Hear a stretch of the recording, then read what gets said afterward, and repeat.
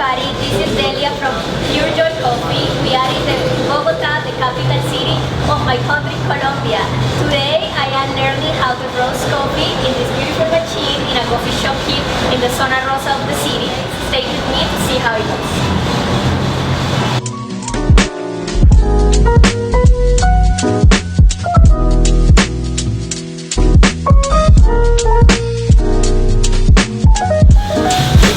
So we are roasting right now 3 kilos. We're looking at a total roast time of about 14 minutes. And we're gonna see how it comes out. So wish us luck.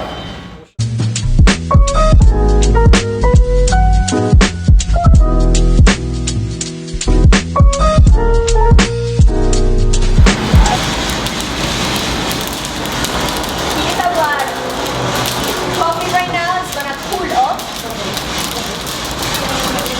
So this is a medium dark roast, and it's from a coffee farm about an hour from Bogota in the department of Cundinamarca. And it's really good with her. So this is the coffee I just roasted.